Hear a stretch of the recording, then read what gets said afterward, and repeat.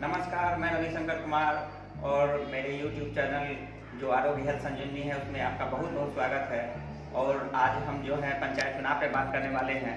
तो आज हम लोग एक सर्वे कर रहे हैं जिसमें हम अच्छे लोगों से, बुद्धिजीवी लोगों से बात कर रहे हैं जो समाज में अच्छे विचार रखते हैं। उन लोगों से बात करेंगे और उनसे पूछेंगे। तो उसी क्रम में आज हम लक्ष्य लेन स्कूल के जो टीचर हैं विनय सर, उनके यहाँ आए हैं और उनसे कुछ बातें करेंगे, जो सामाजिक मुद्दा पे बात करेंगे। तो उनसे वर्तमान मुखिया के कार्यकलाप पे आप क्या कहना चाहेंगे? वर्तमान मुखिया जी का जो कार्यकलाप रहा है, एक भी कार्यकलाप पारदर्शी तरीके से धरातल पर नहीं उतारा गया है। सारा योजना जो भी काम हुआ है वह गलत तरीके से फर्जीवाड़े ढंग से किया गया है।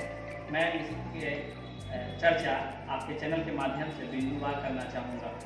सबसे पहला आप ले लीजिए मनरेगा का। मनरेगा के तहत उसमें सरकार का निर्देश है कि जो भी काम होगा मजदूरों से कराया जाएगा, हाथ से काम होगा। लेकिन हाथ के बदले सारा काम मशीनों से करवाया गया और जॉब कार्डधारियों के खाते पर पैसा भेज करके मुखिया जी के पुत्रों के द्वारा कहा गया कि यह पैसा मेरा है, और वह पैसा लोगों को विश्वास में लेकर के डरा धमका करके धांधली करके पैसा उनके द्वारा निकासी कर लिया गया। दूसरा, सामाजिक सुरक्षा के तहत मिलने वाला कबीर अंत्येष्टि योजना से जो लाभ है, जो गरीब आदमी, कमजोर आदमी मर जाता है, उसके लिए सरकार 3000 रुपया उसके दाह संस्कार के लिए देती है। लेकिन 5 साल में मेरे नॉलेज में, मेरे जानकारी में एक भी व्यक्ति को इसका लाभ नहीं दिया गया। पता नहीं इसका गलत बिल वाउचर पेश करके उनके लड़के, मुखिया जी के लड़के ने पैसा निकालने का काम किया। इस पर भी उनका तरीका पारदर्शी नहीं रहा और गरीबों तक इस योजना का लाभ नहीं पहुंचा। अब इंदिरा आवास योजना को देखिए। इंदिरा आवास योजना में वैसे लोगों को लाभ दिया गया जिनको पहले से जिनका मकान बना हुआ है, उस पर पैसा निकासी हुआ, उसको दिया गया। गरीब लोग जो इसके हकदार थे उनको पैसा नहीं, इंदिरा आवास में नाम जोड़ने का, उनको इंदिरा आवास, मुख्यमंत्री आवास योजना, प्रधानमंत्री आवास योजना के तहत जो राशि मिलती है या जो लाभ मिलता है, सही लाभ तक नहीं पहुंचा। जो लोग 30,000, 40,000, 50,000 देने में सक्षम थे, सिर्फ उन्हीं लोगों को इस योजना का लाभ दिया गया।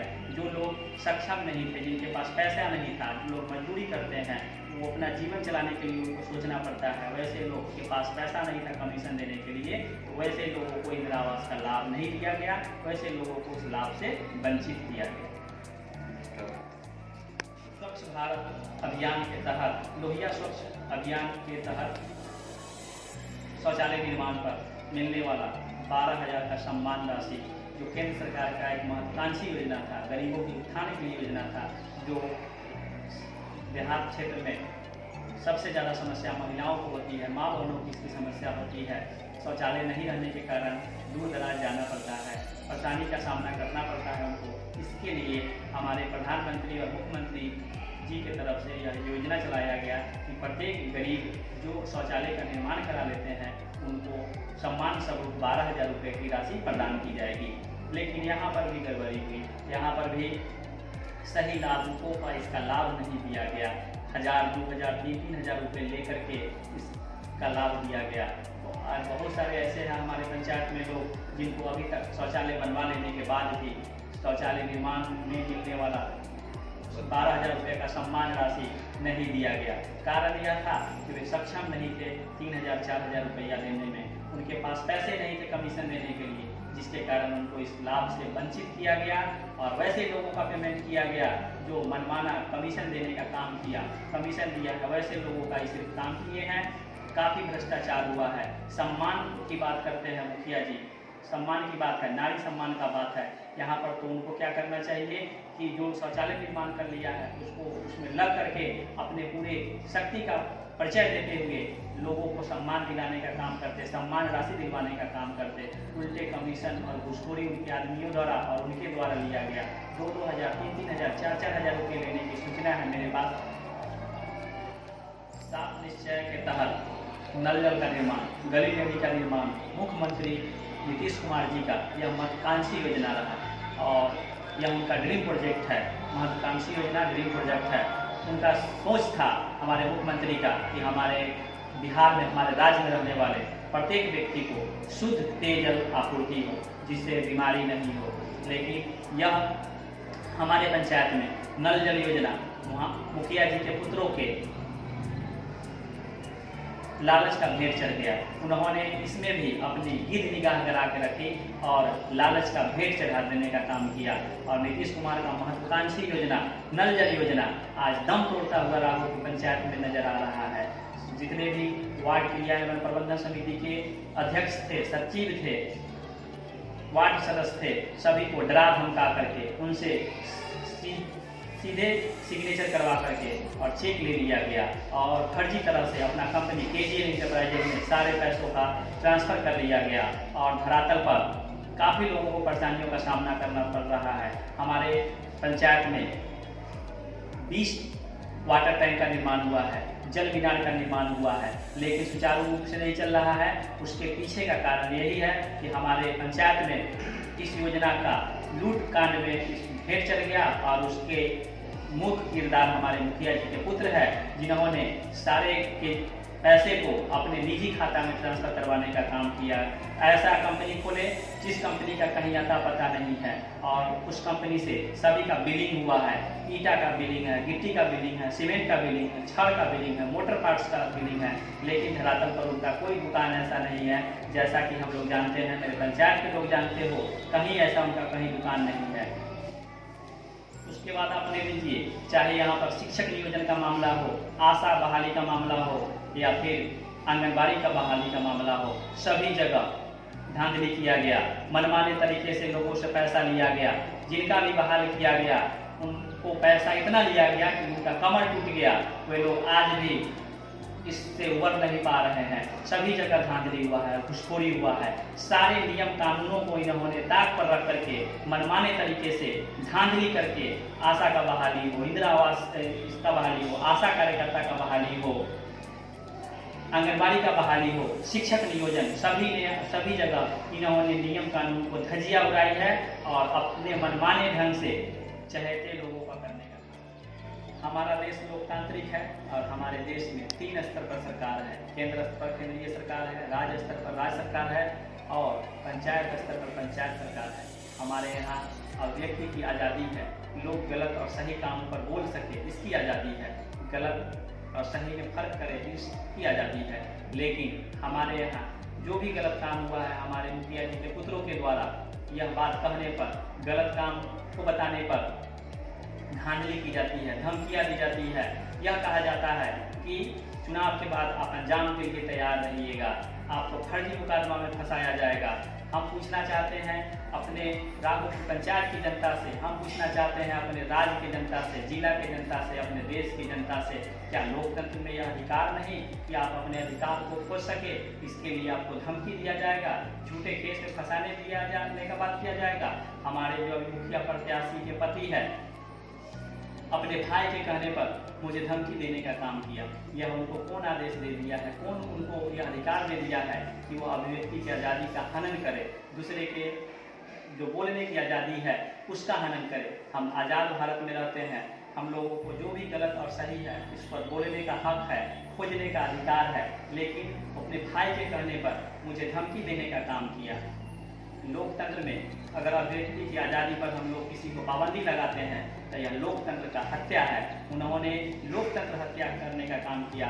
उनका कहना है कि मैं 40-50 साल से मैं राजनीति में रहा हूँ, लोगों का सेवा करने का काम किया हूँ, अमन चैन फैलाने का काम किया हूँ। आप कैसा अमन चैन का बात करते हैं? एक तरफ अपने भाई के कहने पर धमकी देने आते हैं कि आपको झूठा मुकदमा में फंसा दिया जाएगा, आपको 15 तारीख के बाद बताया जाएगा। बताइए, आप लोकतांत्रिक तरीके से चुनाव लड़ने का बात करते हैं, अमन चैन का बात करते हैं, और दूसरी तरफ आप धमकी दिलवाते हैं उनके अपने निजी लोगों के द्वारा। चाय की दुकान में जब मैं बैठा था तो उन्होंने धमकी भिजवाने का काम किया कि 15 तारीख के बाद, चुनाव के बाद अंजाम के लिए कहिएगा, तैयार रहने के लिए।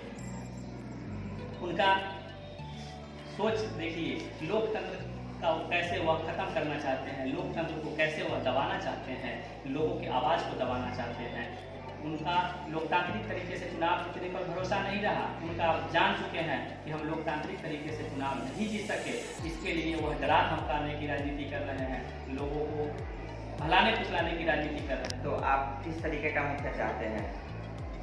पंचायत में मुखिया ऐसा होना चाहिए, मुखिया गरीब जनता का दुख को सुने, गरीब जनता की बातों को सुने, सभी बातों को लोकतांत्रिक तरीके से उसका निराकरण करने का उपाय करे, किसी को डराए धमकाए नहीं, लोकतांत्रिक तरीके से चुनाव हो और लोकतांत्रिक तरीके से जो जीत करके आए वह सभी लोगों का बात सुनाए, सभी लोगों को बात सुने, नहीं कि 15-20 लोगों का कैबिनेट बना करके और मनमर्जी अपने से करिए और पंचायत को लूटिए। ऐसा मुखिया नहीं चाहिए। मुखिया ऐसा चाहिए जो ईमानदार हो, शिक्षित हो, हमारे बात को समझे, उनमें जात पात का लेस मात्र नहीं हो, वो जात पात नहीं करे, सभी धर्मों का सम्मान करे, सभी को एक साथ लेकर चलने का काम करे। वैसे लोग मुखिया होना चाहिए, वैसे लोगों को मुखिया बनना चाहिए हमारे पंचायत का। अभी पंचायत चुनाव सर पे है, वो पूरे अपने सवाबते हैं, हर जगह बहुत सारे प्रचार की गाड़ियाँ चल रही है। तो एक बुद्धिजीवी होने के नाते मैं आपसे पूछना चाहूँगा, या फिर समाज को आप क्या संदेश देना चाहेंगे?